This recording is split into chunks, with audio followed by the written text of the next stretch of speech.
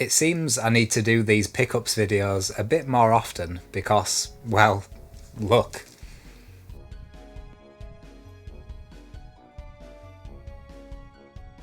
I haven't covered anything newly added to the collection since around September, which is when my birthday was, so we're going to do quite a big, possibly 2-part catch-up covering my birthday and Christmas up till now.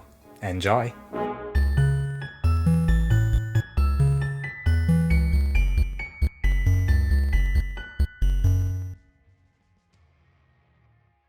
I'm going to look at my Collector's Cloud app, which is how I keep track of my collection, and we're going to go in order starting from back in September.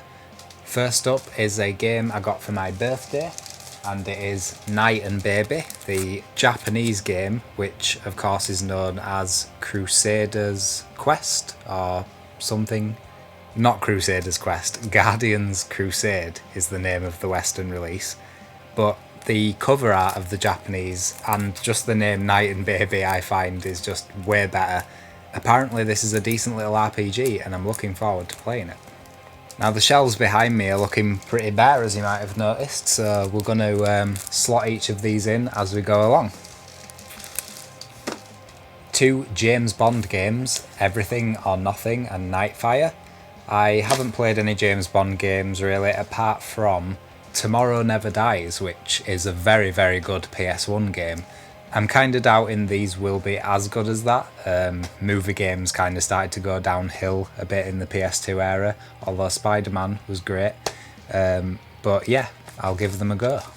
And of course, most of these were incredibly cheap pickups from charity shops, usually 50p or £1. We've got the Da Vinci Code, which isn't in a PS2 box, but I don't really care about things like that, especially for games like that.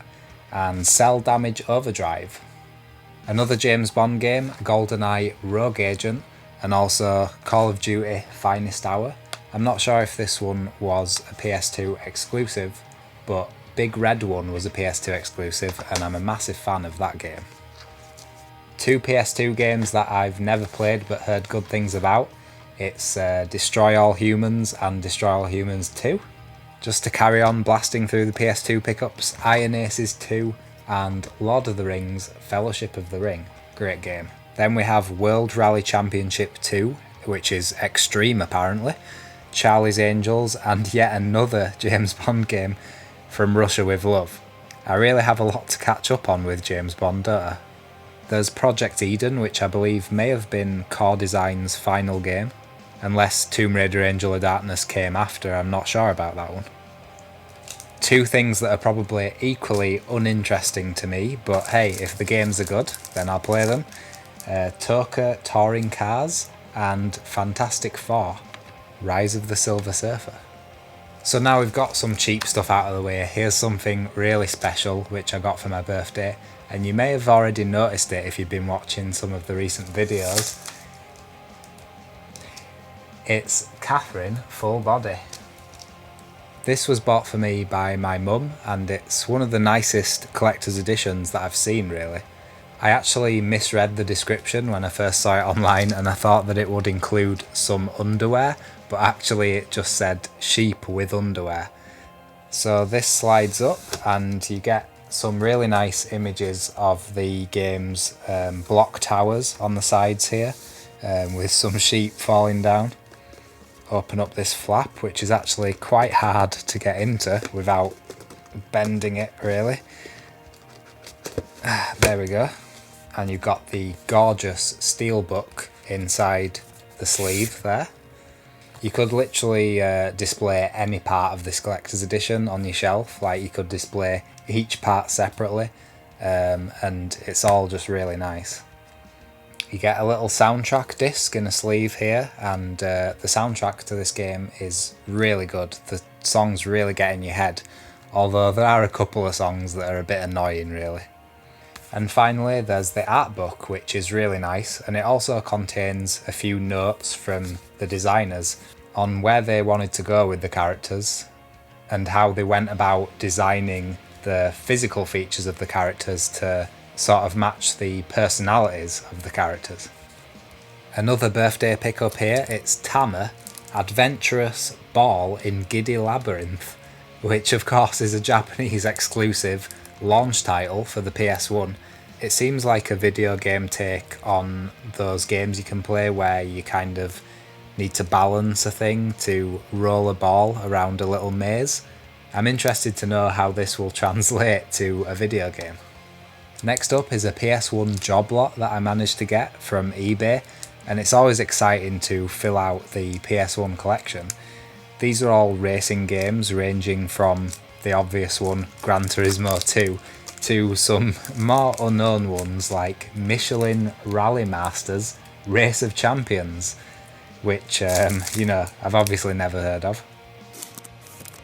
Then there's Formula 1 99 and Porsche Challenge, which I've obviously heard of both of them.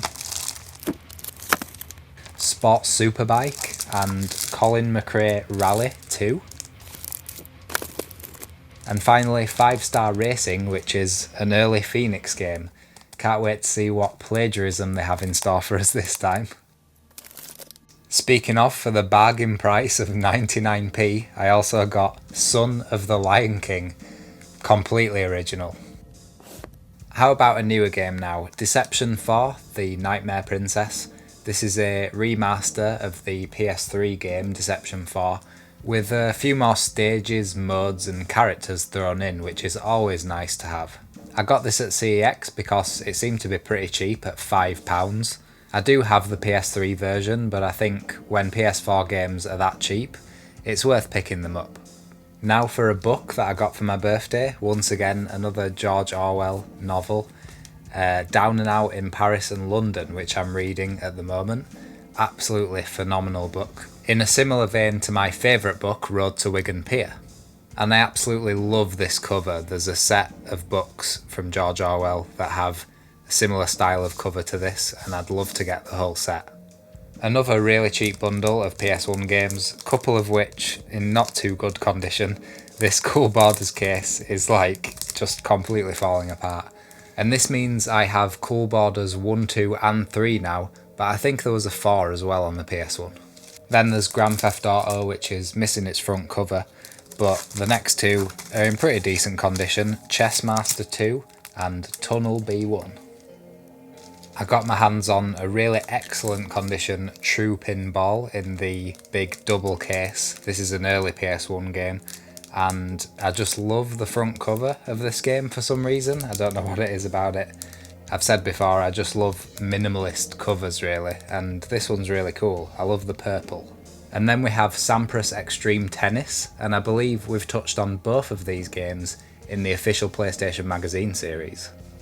Another charity shop find, and one of the most disappointing games of all time, Soul Calibur 4. This is the period when fighting games really started going downhill and just removing features that had been staple for years. But they seemed to think they could make up for it by putting Yoda and Darth Vader in there. Of course, you had to pay for the other character depending on which system you bought it on. It's going to be interesting giving this a go though, because I've heard that Yoda was just really broken, so I'll see how he plays. And just when you thought you'd collected all of the Maxis games, more always crop up in charity shops. SimIsle and SimTunes. Two more cheap ones that look like real budget titles, but it's always interesting to try and find hidden gems in these kinds of games. Project Minerva and Portal Runner. It says that Portal Runner has a 97% gold award and is an exceptional game according to PSE2. The next one has a bit of a funny story behind it. I was in Cash Converters, which I very rarely buy games from, because most of them are scratched to hell and the prices are often a bit weird. But I noticed there was a Lynx crossbow training and it was $29.99. I'm not sure if that was a joke by one of the employees there or whether that was a serious price that they'd put on it. And then a couple of weeks later I was in CEX and saw Lynx crossbow training, pretty good condition, for 75p. So I thought, you know what, might as well. It's probably still too much to pay, to be honest, but now it's in the collection and I have I'm assuming one of the best games ever because it's Zelda. Link's crossbow training. Okay, so at this point the PS2 charity shop pickups just went absolutely off the charts. I have 26 PS2 games here, the most interesting of which is probably Siphon Filter Dark Mirror. But for the rest of this part 1 of this video, I'm just going to reel all of these off. And if you think there's something interesting in there that's worth covering, do let me know. But then we'll get to some even more interesting stuff in part 2. Siphon Filter Dark Mirror, Boogie, Bob the Builder, EyeToy Groove, Brothers in Arms Earned in Blood, Burnout Revenge, World Snooker Championship 2005, Pro Evolution Soccer, the first one, Need for Speed Underground, Need for Speed Pro Street, Robot Wars Arenas of Destruction, Radio Helicopter, International Q Club, TG Daredevil, 4x4 Evo, Where the Road Ends, the Game Begins, London Racer World Challenge. Well, if it's a world challenge, then why is it set in London? FIFA 06, Cricket 2002, FIFA 2004, Hawk Kawasaki Racing, Raceway Dragon Stock Racing. Wow, that is a horrendous cover art. Summoner 2, Seven Samurai 2000 and XX, Sean Palmer's Pro Snowboarder, Rugby 2004, the complete Dot Hack series in mint condition. Wait, hold on. I didn't get you in a charity shop. I'm saving you for part 2.